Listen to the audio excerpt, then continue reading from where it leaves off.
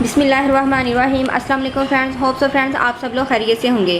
Friends आज की video में मैं आपको होममेड फेस वॉश बनाना बताऊंगी जो कि ऑयली और ड्राई स्किन के लिए बनेगा। जी फ्रेंड्स ये नेचुरल फेस वॉश है जिसको आप घर में आसानी से बना सकते हैं। फ्रेंड्स हम बाज़ार से भी केमिकल फेस वॉश लेते हैं तो इसकी निस्बत अगर आप घर में बना लें तो ज़्यादा बेस्ट रहेगा। तो फ्रेंड्स फेस वॉश बनाने के लिए मुझे चाहिए Honey aloe vera gel. Fresh aloe vera gel मैं यूज़ करी हूँ, आप रेडीमेड एलोवेरा जेल भी यूज़ कर सकते हैं। ये है मेरे पास बेकिंग सोडा यानी कि मीठा सोडा।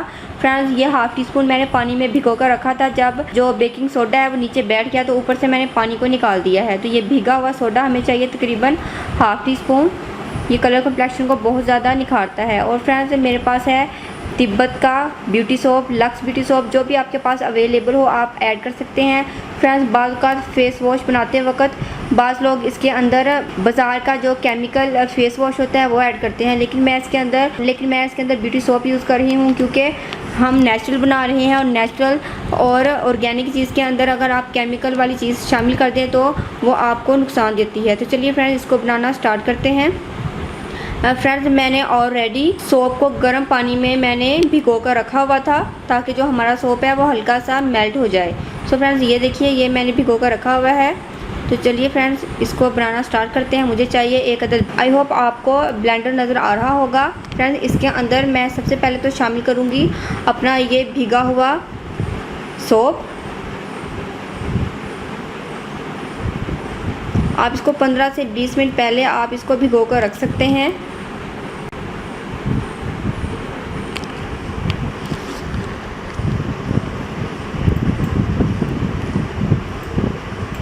और फ्रेंड्स अब मैं इसके अंदर शामिल करूँगी ये भीगा हुआ मीठा सोडा यानी कि खाने का सोडा।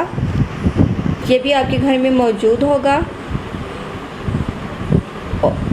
और इसके साथ ही मैं ऐड करूँगी फ्रेश एलोवेरा जेल। फ्रेंड्स अगर आप इसकी जगह रेडीमेड एलोवेरा जेल शामिल करें तो तब भी बेस्ट रहेगा क्योंकि फ्रेश एलोवेरा जेल की वजह से इसकी जो शेल्फ़ लाइफ है वो कम हो जाएगी क्योंकि एलोवेरा जेल जल्द ख़राब हो जाती है। अगर आप रेडीमेड एलोवेरा जेल डालेंगे तो ज़्यादा बेस्ट रहेगा। तो ये 2 टेबलस्पून मैंने इसके अंदर शामिल की है। अब मैं इसके अंदर शामिल करूँगी 1 टीस्पून हनी, प्योर हनी हम ऐड। ये भी आपकी स्किन के लिए बहुत ज़्यादा बेस्ट है, एंटीसेप्टिक और एंटीबैक्टीरियल है जो कि बैक्टीरिया को और आपके फेस के जर्म्स को किल करेगा। तो फ्रेंड्स इन तमाम चीज़ों को डालने के बाद फ्रेंड्स अब मैं ब्लेंडर को ऑन करूँगी और इसको अच्छे से ब्लेंड कर लूँगी।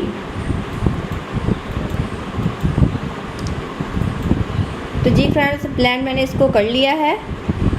अब मैं इसको एक बाउल में निकाल लेती हूँ और आपको इसकी लुक दिखाते हैं।